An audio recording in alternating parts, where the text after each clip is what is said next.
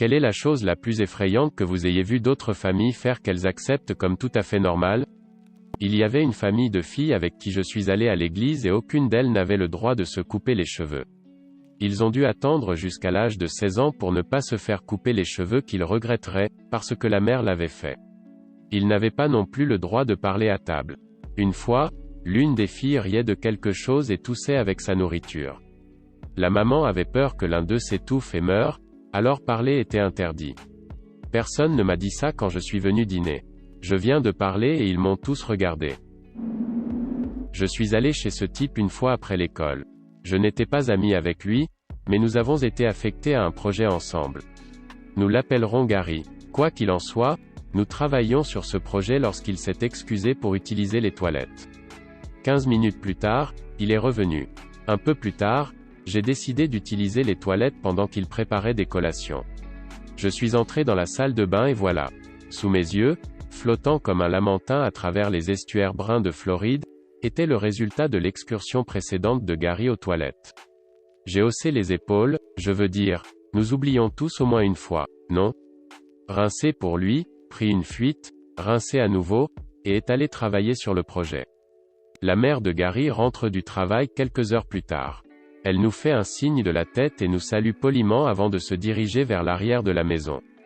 Quelques secondes plus tard, elle retourne dans la cuisine où nous travaillons et hurle, « Oh est-elle » Je sursaute et suis confus, alors je lance un regard WTF à Gary. Gary marmonna, ce n'était pas moi, c'était The Cosmic Costa. Sa mère m'a regardé, a soufflé et est sorti. Gary a expliqué plus tard que tous les jours après l'école, il prenait une décharge et devait la laisser dans les toilettes pour que sa mère puisse la vérifier. Il n'était même pas malade ou quoi que ce soit, elle voulait juste le vérifier pour s'assurer qu'il était en bonne santé ou quelque chose comme ça. Je ne suis jamais retourné chez Gary. Ne rien boire avec le dîner. Il dînait, puis après le dîner, quelqu'un sortait un pichet d'eau et des verres et ils s'asseyaient autour de la table, buvaient tous leurs verres d'eau sans parler, les déposaient et s'éloignaient. Je suis allé chez une amie quand j'avais 17 ans. Elle a demandé à sa mère une collation et sa mère a sorti un énorme oignon blanc cru complètement enduit de mayonnaise sur une assiette et elle et mon ami y sont allés avec leur fourchette comme si c'était du filet mignon. 3 ans plus tard et je pense encore à cette merde de temps en temps. Je connaissais une fille au lycée dont les parents étaient obsédés par les assiettes. Ils avaient une telle collection d'assiettes à collectionner dans leur maison que chaque pièce en était pleine.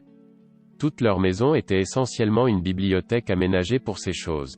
Sa chambre était un matelas sur le sol entouré de vitrines d'assiettes. Vous ne pouviez même pas vous appuyer sur un mur, ils étaient tous comme ça.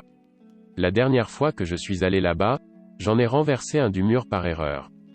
Je l'ai attrapé et ça ne s'est même pas cassé mais mon Dieu la rage dans laquelle son père a volé était horrible.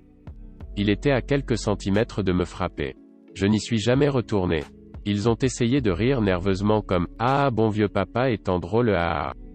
La seule fois où j'ai demandé à mon amie pourquoi ils en avaient autant qu'elle voulait sur une tangente passionnée à propos de toutes les assiettes fraîches qu'ils avaient et pourquoi elles étaient si géniales, cela a duré 1 heure. Je n'ai plus jamais demandé car entendre parler de vaisselle propre pendant 1 heure était comme de la torture. La mère d'un vieil ami était complètement paranoïaque que Al-Qaïda prendrait d'assaut la petite ville britannique dans laquelle il vivait. Sa solution? Faites construire un énorme abri anti-bombe sous leur maison. Pas la partie bizarre. Cependant, environ 5 fois par an, elle dépensait littéralement des milliers et des milliers de livres en épicerie pour stocker l'abri. Je veux dire par là qu'elle rachèterait véritablement tout le supermarché, cela lui prendrait environ 20 voyages sur une semaine. Pas seulement de la nourriture en conserve, mais aussi des denrées périssables. Je ne l'ai découvert qu'en dormant un de ces jours de « shopping », où la nourriture couvrait littéralement toutes les surfaces de leur immense maison. Mon ami a juste haussé les épaules et a dit « simple inversé haut, ouais, juste réapprovisionner notre abri anti-bombe. Nous devons toujours être prêts pour l'invasion. Da putain ?» L'acte en lui-même n'est pas effrayant, mais j'étais très effrayé jusqu'à ce que je réalise ce qui se passait. J'étais chez mon seau, et sa mère cuisinait et a dit « Je pense que c'est à peu près à ce moment-là. » Immédiatement, toute la famille, maman, papa et 6 frères et sœurs, a commencé à marmonner simultanément quelque chose que je ne pouvais pas comprendre. Après avoir fini et vu l'expression sur mon visage, mon sceau a dit qu'ils avaient juste dit grâce, mais tout le monde était pressé de manger, c'est pourquoi je ne pouvais pas entendre ce qu'ils disaient. Je pensais qu'ils allaient me sacrifier. On me dit que c'est un peu déconcertant au début, mais les gens se réchauffent avec ma famille très mixte. Voici le contexte, mes 2 parents ont des parents divorcés qui ne se sont jamais parlé et qui n'ont jamais voulu être comme ça lorsqu'ils ont divorcé. Nous avons donc de grandes réunions de famille où tous mes frères et sœurs et tous mes beaux-frères se retrouvent avec ma mère, mon père, mon beau-père et ma belle-mère. Cela comprend les vacances internationales, diverses fêtes d'anniversaire et la Saint-Valentin. Nous nous entendons tous et nous venons d'une petite ville. C'est particulièrement utile parce que l'année dernière, ma belle-mère était paralysée de la poitrine vers le bas et ma mère aide à prendre soin d'elle. Je suis allé chez des amis et nous avons mis des dessins animés. Pendant que nous regardions, je lui ai posé une question mais il n'a pas répondu, il était obsédé par la télé, absolument collé. Sa nourrice a juste ri, oh il sera comme ça toute la soirée maintenant. J'ai donc dû attendre que mes parents viennent me chercher pendant qu'ils regardaient la télévision sans broncher pendant des heures. Une amie du théâtre du lycée m'invitait tout le temps chez sa famille. Sa mère a collectionné de grandes poupées vintage, comme des ballerines pour enfants, des filles victoriennes et ce clown trop heureux. Ils l'habillaient avec leurs propres vêtements et le plaçaient dans la maison comme si c'était une blague de famille disant qu'il était vivant. Ils ont également collecté et joué au didgeridoo en tant que groupe familial. Cela semble cool, mais c'était tous des individus assez étranges. Encourager leurs filles adolescentes à avoir des enfants le plus tôt et le plus souvent possible, car elles pourraient alors vivre de l'aide sociale et de la pension alimentaire pour enfants et n'auraient pas besoin de travailler. Ils mettent le lait en premier, les céréales en second. Crips. Pas une autre famille, mais quand même, un jour, mes parents ont décidé que je suis assez grande pour commencer à rentrer de l'école par moi-même. Mais apparemment, je n'étais pas assez vieux pour avoir mon propre jeu de clés.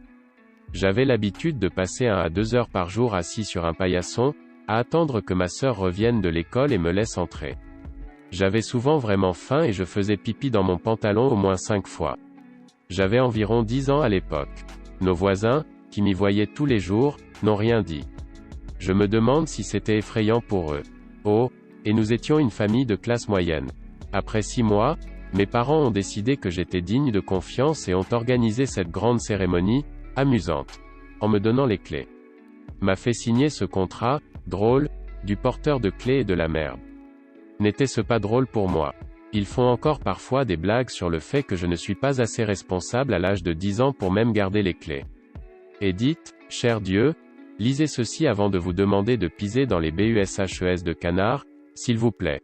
Je pense que c'est guillemets simple inversé important pour l'histoire que j'avais l'habitude de vivre dans un immeuble, vous savez, grande maison avec beaucoup d'appartements. Donc je n'avais pas de buisson pour faire pipi et je n'étais pas assis dehors. J'ai fait pipi dans les escaliers plusieurs fois, mais j'avais généralement trop peur que des voisins viennent me voir. J'ai pensé qu'il serait plus sûr de faire pipi dans mon pantalon, le caca de pipi était plus petit. Je me sens bizarre de parler de mes habitudes de pipi sur internet, lol. À propos de pipi à l'école, je sais que cela semble stupide que je ne l'ai pas fait, mais utiliser les toilettes dans mes écoles était vraiment effrayant, surtout pour les plus jeunes. Les serrures étaient souvent cassées et les filles plus âgées entraient simplement à l'intérieur et ouvraient chaque stalle, se moquant de quiconque à l'intérieur. Je devrais attendre le début de la prochaine leçon et cela me laisserait plus longtemps dans une école d'intimidation. Alors j'ai souvent pensé que j'arriverais à le tenir jusqu'à ce que ma sœur rentre à la maison. Pas la chose la plus rationnelle, mais bon, j'avais 10 ans peur. De plus, j'aurais pu rester à l'école pendant cette période, mais j'avais peur de mes intimidateurs et je pensais qu'il serait plus sûr de simplement m'asseoir sur un paillasson à la place. Je n'avais aucun ami avec qui rester et je suppose que même si c'était le cas, j'aurais honte de demander de l'aide. Je vivais dans un quartier où il n'y avait que des écoles, des maisons et quelques petites épiceries, donc je n'avais pas beaucoup de choix.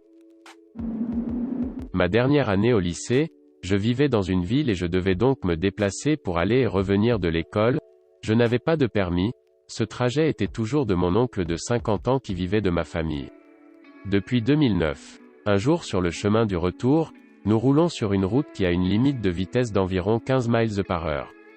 Je jette un coup d'œil à mon oncle et il ne regarde même pas la route, il regarde quelque part sur le trottoir. Je remarque que nous sommes sur le point de passer devant deux filles qui n'auraient pas pu avoir plus de 13 ans. Je pense en moi-même, il n'y a aucune chance que ce soit ce qu'il admire. Nous commençons à les dépasser, et bien sûr, sa tête tourne lorsque nous les dépassons, en les regardant. Je dis, tu es un pédophile. Cet homme dit, pas encore. J'ai fait un road trip avec la famille d'un ami une fois. C'était à 5 heures de route, et pendant tout ce temps, personne ne parlait. C'était complètement silencieux. Pas de musique, pas de conversation, rien. Et même s'il avait bu des tonnes de liquide avant de monter dans la voiture, personne n'a eu à faire pipi pendant ces 5 heures de route. La conduite la plus étrange et la plus troublante de ma vie. Je dois certainement être mes voisins quand j'étais plus jeune. J'ai traîné et joué avec ses 3 frères et sœurs. C'étaient tous des enfants assez normaux, mais la mère semblait un peu collante. Pendant l'été, nous jouions beaucoup dehors. Baseball, le hockey, karting, la natation, la norme. Chaque jour, à environ 12 ans, la mère rappelait les enfants à la maison, un à la fois. Ils devaient rentrer à l'intérieur pendant environ une demi-heure, puis sortir et le prochain enfant entrerait. Je n'y ai jamais trop réfléchi, jusqu'au jour où j'étais dans leur maison avec eux et j'ai découvert pourquoi elle les appelait. Elle avait un temps de câlin obligatoire avec chacun des enfants. Ils s'allongeaient sur le canapé et elle les mettait à la cuillère, au calme, pendant environ 30 minutes chacun. La chose la plus étrange que j'ai jamais rencontrée. Je suis parti en vacances avec mon copain quand nous étions enfants. Il n'était pas religieux, mais avant chaque repas, il disait tout le même chant sur le fait d'être une meilleure personne et de faire de son mieux. C'était vraiment effrayant parce qu'ils le disaient tous de la même voix monotone. Il s'est avéré que la maman était juste fatiguée que tout le monde mange avant d'arriver à table, alors elle a inventé la tradition.